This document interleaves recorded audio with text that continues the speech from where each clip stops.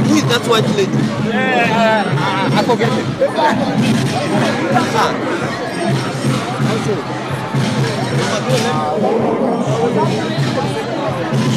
Do you know this lady? What? You know her? What's her name?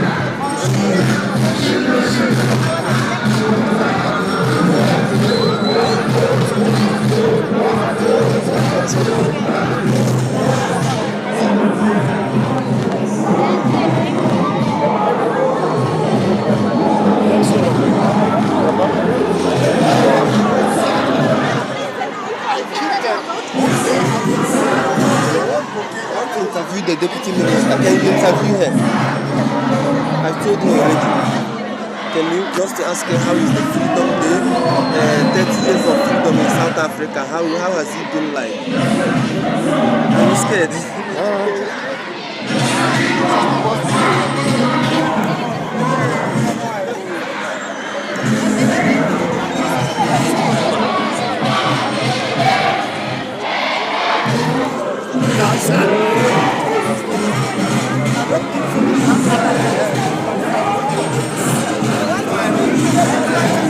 Hello, man.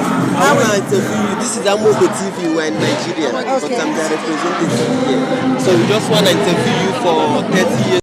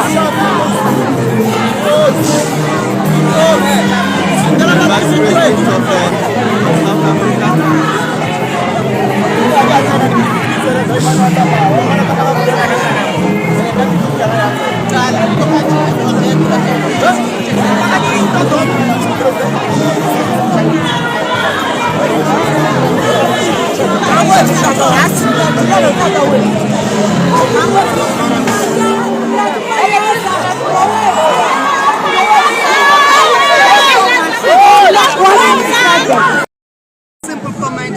We're celebrating 30 years of freedom and democracy. The event today just marks that one of that milestone, the milestone of where South Africans voted. But what is important is looking back at the gains we've achieved, both on the social front, on the economic front, but also in building a nation. before I will not be able to speak with any other person. I will have to be restricted to a Bantu stand called the Republic of Venda. My movement will not be free. If I needed to go to a university to study engineering or technology or piloting, I needed to apply to a minister who would not even know me to give me permission to go to VETS or any other university. And our universities do not have the curriculums, what we call the bush universities, do not have the curriculums that will make us make an impact in the economy. But because of a free South Africa, this is where we are today. And a lot of people could not complete high school or primary schooling because they did not have money for school fees. Today, as we are speaking, as we are celebrating this milestone, there are no fee-paying schools. There's food nutrition to make sure that learners who go to school get fed, and those learners are able to concentrate in school, but also sometimes that meal is the only meal. But also understanding that some families are poor. We've introduced social grants to make sure that the children and the family can have at least one income that is able to feed them. And compared to where we are, we've moved South Africans from the Gini coefficient, which was terrible, to a slightly improved situation. 30 years compared to 300 years of oppression and slavery is incomparable, but the achievements we have made are great. And the economy is responding. Black people are participating in the economy. Some of them are owning mining companies, some of them are owning IT companies, and some of them are owning a plethora of companies. The construction industry is full of black people and women who are participating, and young people are participating. We've got an SMME sector that is booming because it has been supported by government. Yes, we face challenges. We still face challenges of high unemployment rate that is constituted by a majority of graduates who find themselves unemployed. And that is a good problem to have, which we can resolve quickly. Because if we build the economy to respond faster, the graduates can then enter the market with skills. But we're saying to make sure we avoid unemployed graduates, we need to reorient our curricula both at higher education level and also at the basic education phase. At basic education phase, we've started to introduce courses like mechatronics, robotics, and a number of those that enables that when young people exit, they have a skill that they can use to the market.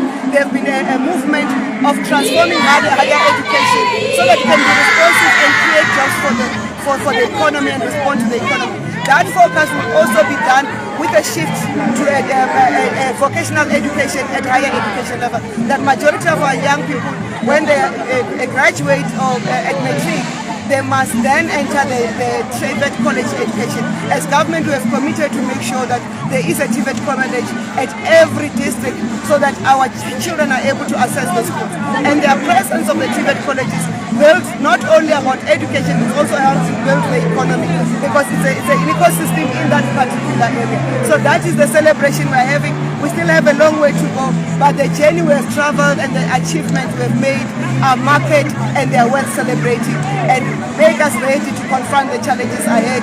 And we look forward to the vote on the 29th of May 2024 when South Africa votes for the 7th time in a national election as free and equal citizens ready to contribute to build a prosperous country. Thank you very much. Hi guys, my name is Luke. I'm the founder of Beauty Accessories. We do handmade accessories. It's Afrocentric and it's sustainable fashion.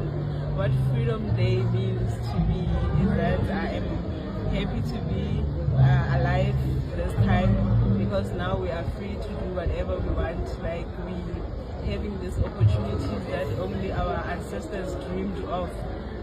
They didn't open businesses, they couldn't be as free as we are, but here we are today. We have opportunities to have our own businesses as black people. So yeah.